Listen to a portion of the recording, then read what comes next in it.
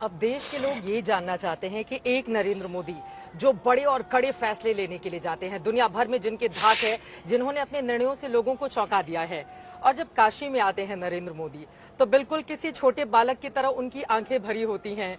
वो माँ की बात कहते हुए भावुक होते हैं। उनकी जो जुबान है वो सोचने लगती है कि क्या बोला जाए। तो ये जो दो अलग अलग नरेंद्र मोदी हैं, इसको अलग अलग नहीं है। आप मैं कंपैरिजन मेरी नहीं कर रहा हूं, लेकिन जो मैंने सीखा है इसमें से मैं समझा सकता हूं। आप श्री कृष्ण को गायों के बीच देखें और श्री कृष्ण को अर्जुन का रथ चलाते देखिए, आपको दो रूप दिखेंगे, लेकिन कृष्णा एक है, कृष्णा अलग नहीं है। अलग अलग घाटों से हम होते हुए जा रहे हैं। 88 घाट हैं इस पूरे काशी नगरी में। नमामि गंगे प्रोजेक्ट के तहत आपकी ओर से बहुत ज्यादा काम करवाया गया और यहाँ पर घाटों की साफ सफाई अपने आप में लोगों को आकर्षित भी करती है।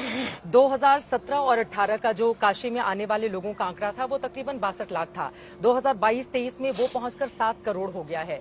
और काशी के लोग बताते हैं कि जब जब मोदी यहाँ आते हैं तब तब पर्यटकों की तादाद, श्रद्धालुओं की तादाद बढ़ती चली जाती है। हमारे देश में दुर्भाग्य से भारत के सामर्थ्य को नकारा गया। इतना ही नहीं, उसको एक प्रकार से नीचा दिखाने का भरपूर प्रयास हुआ। 140 करोड़ का देश, हर बेटे की इच्छा रहती है कि मैं मेरे माँ बाप को गंगा स्नान कराऊंगा, मेरे माँ बाप को 4 धाम की यात्रा कराऊंगा। अब मैं अध्यात्म, भावुकता सब छोड़ दूं, लेकिन मैं एक कॉमर्शियल माइंड से सोचूं, फाइनेंशियल माइंड से सोचूं। 140 करोड़ का मार्केट, जो गंगा जाना चाहता है, जो 4 धाम जाना चाहता है, जो 12 ज्योतिर्लिंग जाना चाहता है, जो अष्ट गणेश की पूजा करना चाहता है, जो 51 शक्तिपीठ जाना चाहता है, इतना बड़ा, और वही तो इस देश के मालिक हैं, उन्हीं को तो टैक्स से देश चलता है। क्या उनको शुद्ध पानी नहीं मिलना चाहिए? उनको सफाई नहीं मिलनी चाहिए? क्या उनको टॉयलेट की सुविधा नहीं मिलनी चाहिए? उनको रात गुजारनी है तो अच्छी व्यवस्था नहीं मिलनी चाहिए? उनको इंटरनेट कनेक्टिविटी नहीं मिलनी चाहिए? और मैं मानता हूं ये उनका हक है। चूंकि ये धार्मिक स्थान है, इसलिए मेरे देश के लोगों का हक मैं छीन लूं, ये मुझे गवारा नहीं है।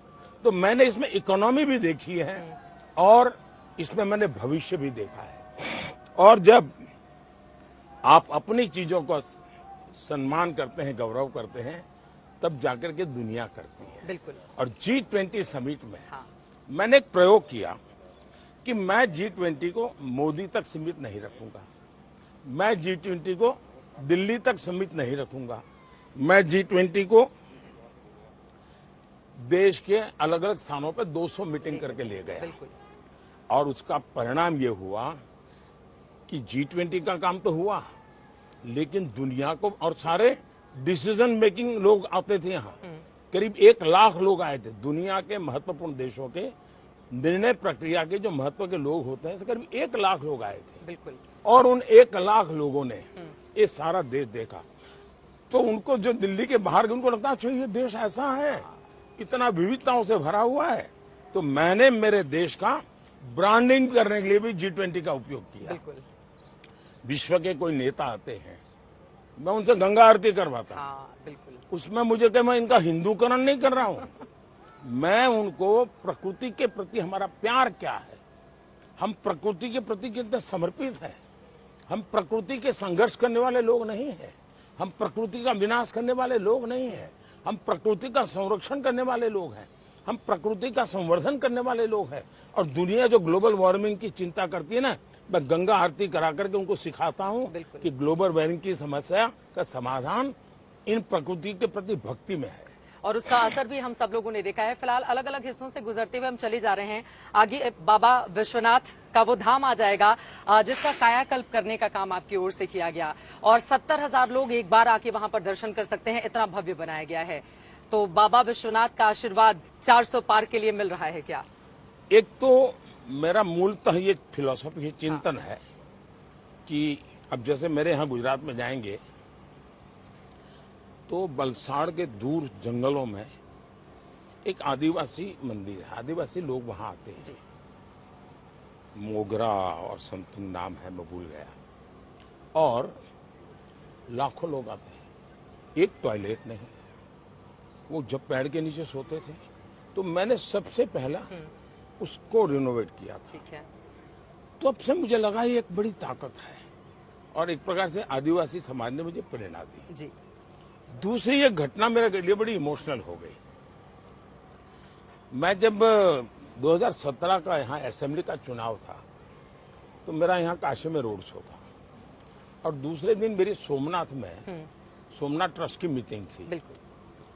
तो मैं यहाँ काशी रोड शो करके रात को गुजरात जाकर के सोना था तो गांधीनगर गया। जी। तो मैंने सोचा मेरी माँ का, मेरे भाई के यहाँ रहती, रास्ते में घर पड़ता है। तो मैंने कहा मैं माँ को देर हो गई लेकिन माँ को पैर छू करके जाऊंगा। तो माँ के पास गया और माँ को मिलता था, पहला सवाल रहता था 8 बजे सुबह मिलो तब भी, दोपहर को मिलो तो भी, रात को मिलो, खाना खाया, ये पहला सवाल माँ का। फिर कहाँ से आए हो? मैंने कहा माँ मैं काशी से आया। अच्छा तुम काशी गए थे? मेरे लिए आश्चर्य था, उस समय उनकी उम्र 93-94 होगी। उन्होंने कहा तुम वो काशी विश्वनाथ जाते हो कि नहीं जाते हो? मैंने कहा माँ तुम्हें काशी विश्वनाथ शब्द कैसे याद है? बोले नहीं मैं गई हूँ। बोले 40-50 साल पहले गई थी, तेरे पिताजी ले गए थे। तो बोले वही मंदिर ना जो लोगों के घरों में जैसे जाते हैं, गलियों में जैसे किसी घर में जा रहे हैं मिलने के लिए और फिर पता चलता है तो मंदिर है। तो बोले अभी भी ऐसा ही है क्या? मैंने कहा हाँ माँ ऐसा ही है। तो क्या तुम क्यों बैठे हो, क्या करते हो तुम? तो मुझे पूछा। मैंने कहा मैं वहीं से आ रहा हूँ और तुम्हारे लिए प्रसाद देने आया हूँ। और मैंने कहा मुझे सुबह यहाँ से सोमनाथ जाना है। नहीं बोले वो तो मुझे बराबर याद है। ऐसा है बोले किसी के घर में जैसे गली में जाते हैं ऐसा है। मेरी माँ पढ़ी लिखी नहीं थी, उनको ये विश्वनाथ याद रहना, उनको पूरा दृश्य याद रहना 40-50 साल के बाद। वैसे मेरी माँ की मेमोरी बहुत शार्प थी, आखिरी तक मैंने देखा बहुत शार्प थी। तो एक और दूसरा मेरी माँ के एक वाक्य मुझे ये मैं कभी भूल नहीं सकता। और वही माँ जब 100 साल की हुई और उनका 100 का जन्मदिन था जी। तो मैं माँ के पैर छूने गया था। हम कभी जन्मदिन वगैरह तो मनाए नहीं जीवन में। तो माँ ने कहा, मैंने माँ को कहा माँ मैं मेरे लिए तो कुछ कहो तो मैं क्या करूं? तो मेरी माँ ने एक जो वाक्य कहा है शायद बड़े बड़े पंडितों के लिए भी बड़ा मुश्किल होगा। ज्यादा वो बोली नहीं। उसने कहा देख भाई 2 चीजें ध्यान रख। अच्छा इसके साथ मैं एक और बात कहता हूँ। मैं पहली बार जब मेरा मुख्यमंत्री बनना तय हुआ तो मैं दिल्ली से गुजरात गया। तो मैंने सोचा पहले माँ को मिलके बताऊं कि मेरी नौकरी बदल रही है। तो मैं गया माँ को कहा मैं अब गुजरात आ रहा हूँ। आपने कहा नौकरी बदल रही है। तो माँ के पास गया जी। मैंने कहा माँ मैं गुजरात अच्छा तुम गुजरात आ जाओगे? हाँ। तो उनकी खुशी यही थी कि मैं गुजरात आ रहा हूँ। फिर मैंने कहा मुझे ऐसा एक काम मिला है तो मैं काम करूँ। अच्छा तो बोले एक काम देखना। हाँ। गुजराती में शब्द है लांच, रिश्वत के लिए बोलते हैं। बोले देखिए 2 काम जरूर करो, लांच लेना नहीं और गरीब को भूलना नहीं। ये 2 बातें कही। 100 साल के उम्र के समय इतने साल मुख्यमंत्री, इतने साल प्रधानमंत्री रहने के बाद गया तो माँ को मैं मिलने गया 100 साल की उम्र पे।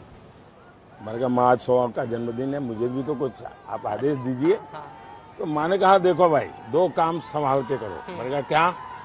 एक काम करो बुद्धि से, जीवन जियो शुद्धि से। तो मैंने मेरे भतीजे को मैंने कहा टैप कर लो भाई। ये वाक्य कोई कभी भी नहीं निकाल सकता है।